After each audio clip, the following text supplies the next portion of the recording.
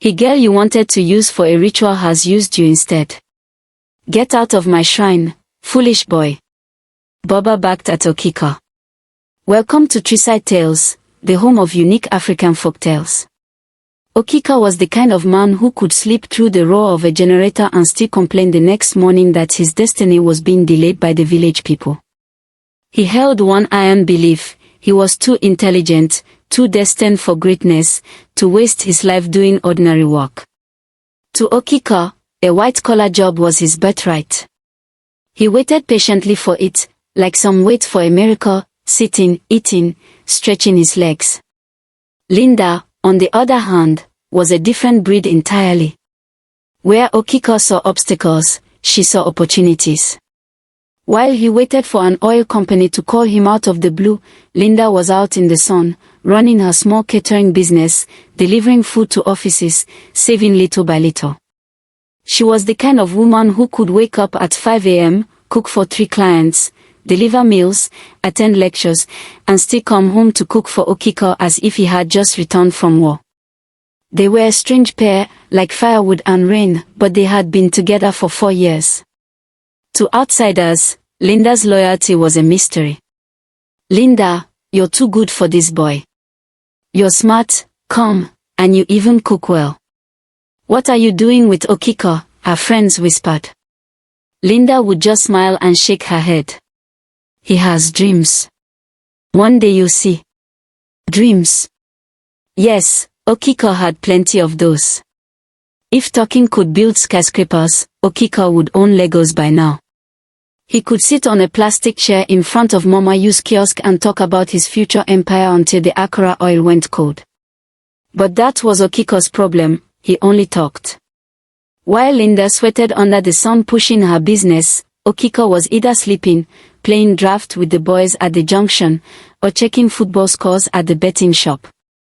His friends had nicknamed him manager, not because he managed anything, but because he always talked as if he had $1 billion in circulation. Linda, just give me time, he'd say, lying on her bed with one leg crossed over the other. This small struggle will soon pass. Don't you know I'm not built for suffering? I can't stay at the bottom.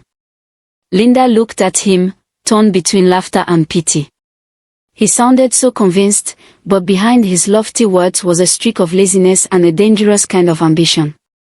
Okika wanted quick results. He wanted money that would announce him instantly. A trade was too dirty, a small business too stressful.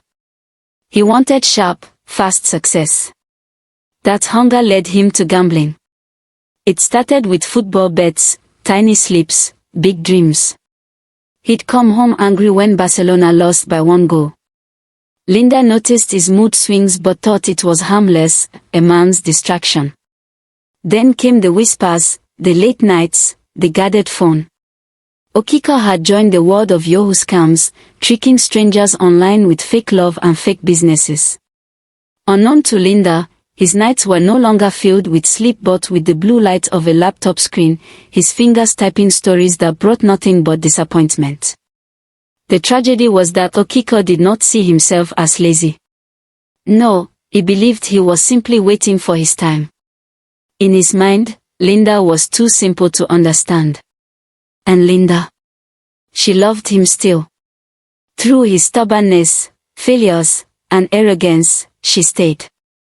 Perhaps that was her only flaw. She loved a man who believed life was a lottery ticket, while she believed life was a garden you watered daily. Then one evening, his friend Clement introduced him to something far darker. Clement was a man of quick words and quicker schemes, the type who seemed to have answers for everything.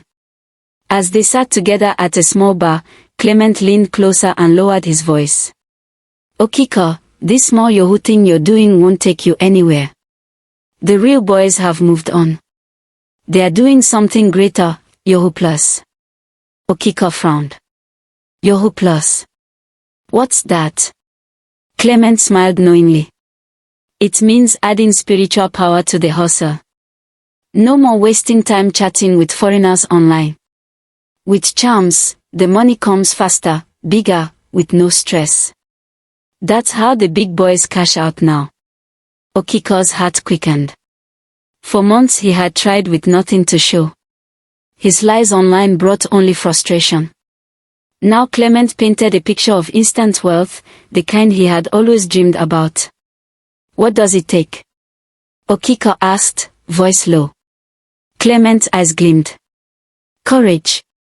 If you're serious, I'll take you to see Baba tomorrow night. Okika agreed immediately. That night, he told Linda he wouldn't be coming home. She didn't argue.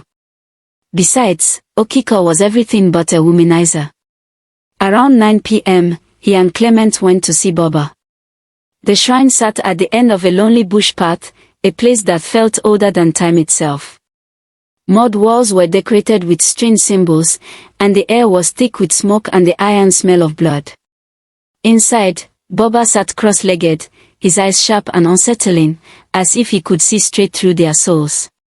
You want wealth, the man said slowly, voice scraping the silence. It will come, but wealth is not free. It must be bought. Okika straightened. I'm ready. Just tell me what I must do. Baba studied him for a long, piercing moment before nodding. Bring me a lover, someone who trusts you completely, whose heart is tied to yours. Without such a sacrifice, the spirits will not open their gates. Okika froze. His mind went immediately to Linda, her patience, devotion, the way she carried him through failures. The thought of betraying her made his chest tighten. No, not her, he whispered, shaking his head. I can't do that. But Clement leaned close, voice smooth. Think carefully. Opportunities like this don't come twice. There are many women in the world. One gone, another will come. Don't let emotions ruin your future. Okika's lips trembled. He tried to harden his heart. Hadn't Linda nagged him about finding real work? Hadn't she doubted his dreams?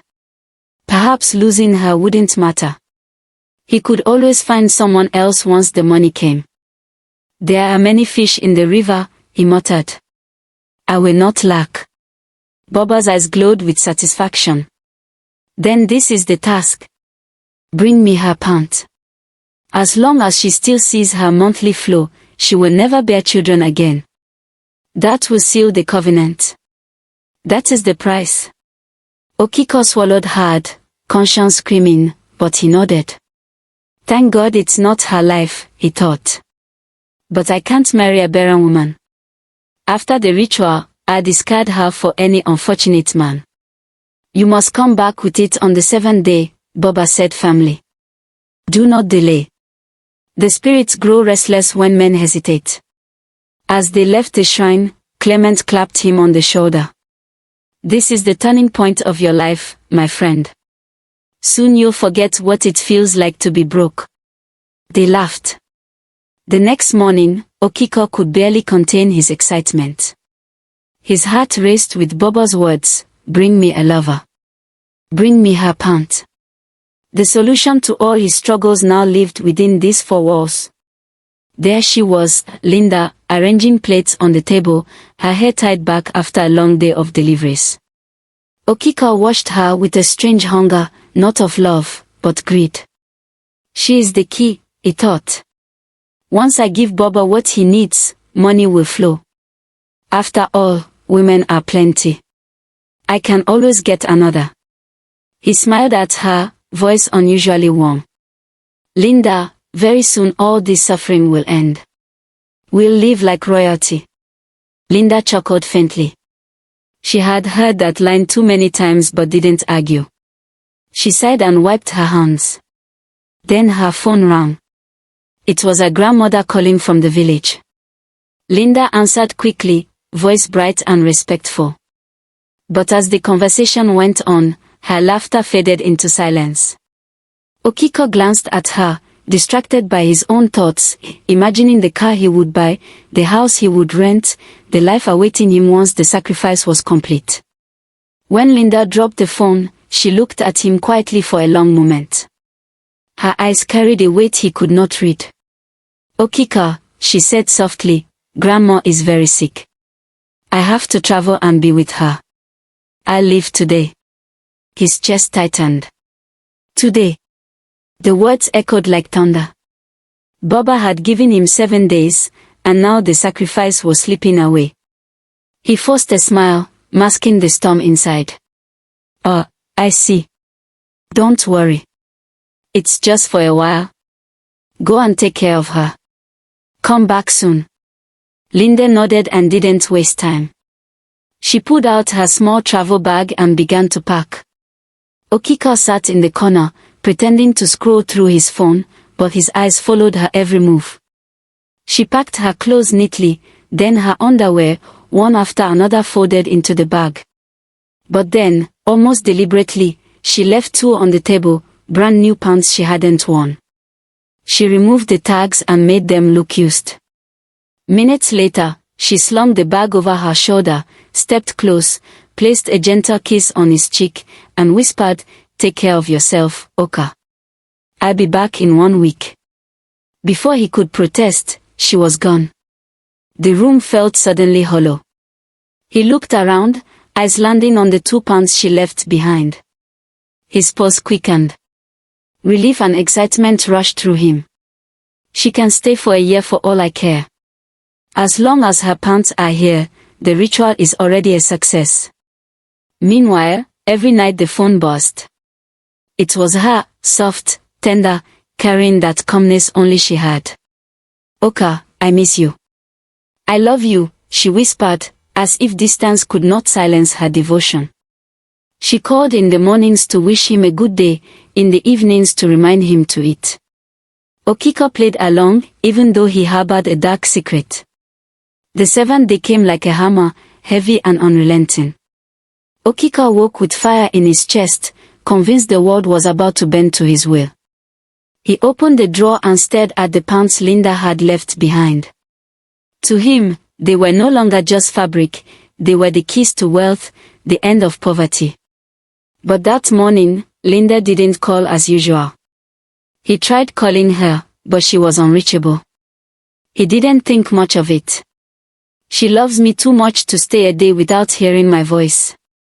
Then he looked down at the pants in his hands, clutching them with trembling fingers. "By this evening, everything will change. I'll never beg again," he whispered. He rummaged through the drawer, tossing clothes aside, searching for his favorite boxer shorts. They were missing.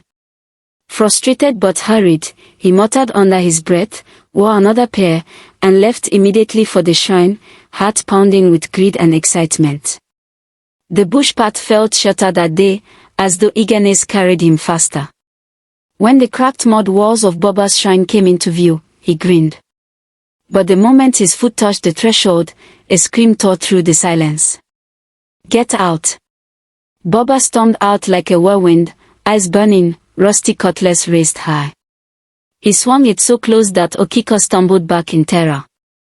"You stupid boy," the man thundered. "Leave here before you destroy me. Leave before I cut you down."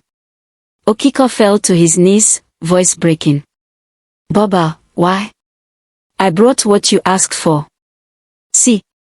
Linda's pant. I brought it." The man spat on the ground and cursed. "You dare bring such filth to my shrine? Do you want to contaminate me? Do you want the spirits to strike us both dead?"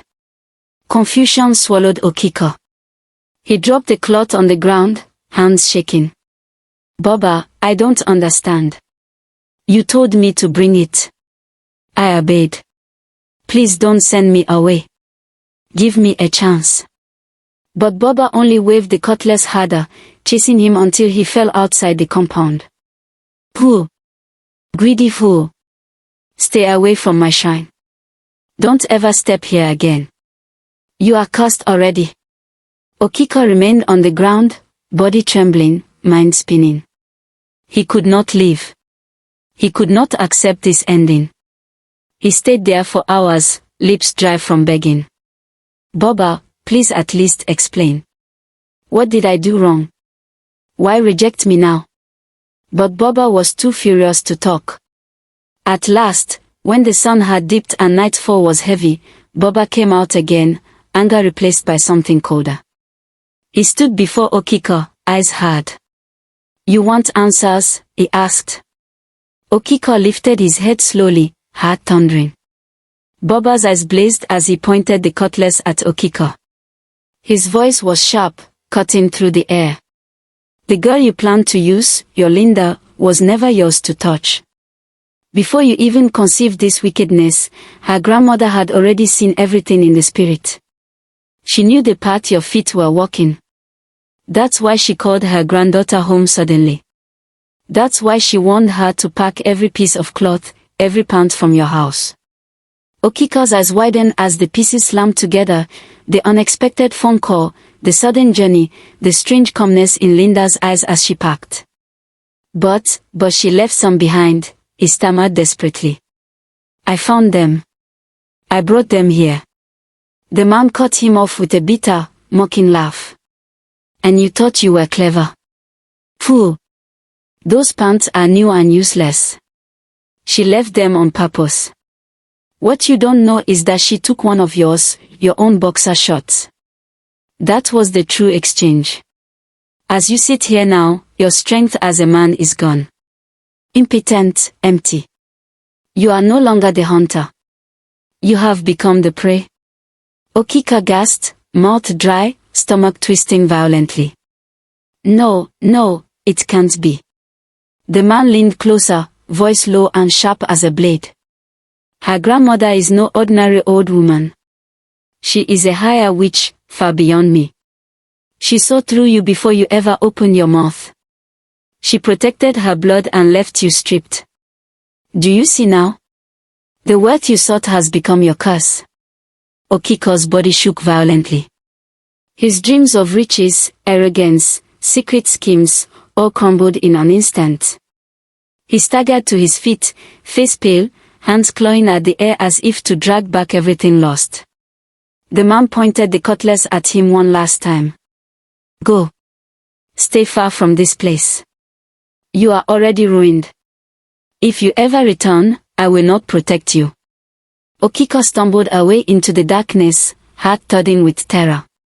For the first time in his life, he wasn't thinking of money or power. He was thinking of Linda, the woman he planned to sacrifice, who had left quietly, carrying away not only her love but his manhood, his future, his very soul. And now, he was alone. For weeks, Okika searched. He went to Linda's family house in the city, but her relatives shut the door in his face. "Don't ever come here again," her uncle barked, eyes burning with anger. The village was a no-go area. He couldn't even dare go there because of her grandmother. He asked her old catering client and wandered around the bus park in case she returned quietly. But Linda had vanished as though swallowed by the earth. No phone calls, no visits, no trace. At first, he comforted himself, whispering she would return, that she would forgive him like always. But as days bled into nights and nights into a month, a darker truth pressed down on him. His body no longer responded. His manhood, once his pride, lay lifeless, cold, dead. No urge, no stir, nothing. He tried everything, bitter herbs, strange powders, prayers muttered in desperation. But it was as if something final had been carved into his destiny. Flat. Silent. Gone. Then one evening, his phone buzzed. A message from Linda. His breath caught, hands trembling as he unlocked the screen. The words cut deeper than any blade. "Okika, I loved you with everything I had. I defended you. I sacrificed for you. I was ready to die for you. And what did you do? You planned to use me for money. You turned me cold. Someone who no longer believes in men.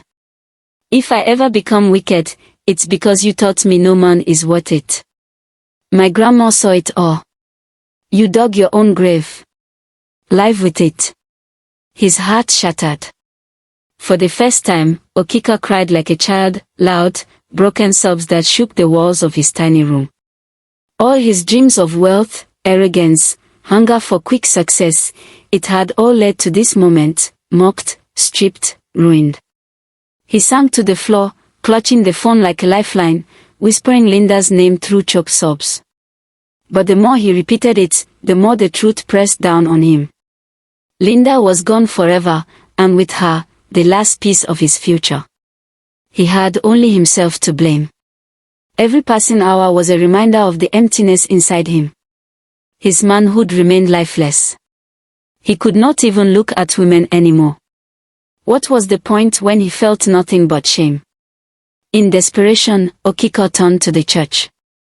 He sat through long services, praying, fasting, crying at the altar. One Sunday, a pastor called him out, looked him in the eyes, and spoke with a voice that cut like thunder.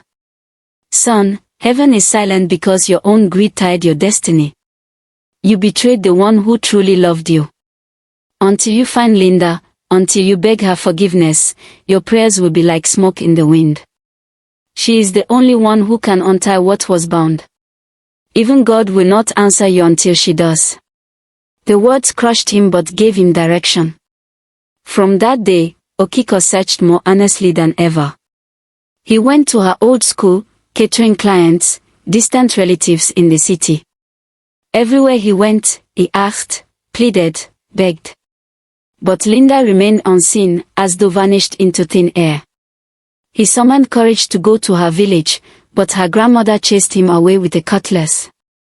6 long months passed, 6 months of regret, wandering like a man haunted by his own shadow. Then one evening, when he had almost given up, he came home and froze at the door. Linda was there. She sat quietly in his room, her beauty calmer, sharper, almost otherworldly. She didn't smile. She didn't cry. She simply looked at him the way someone looks at a stranger they used to know. Okika's niece.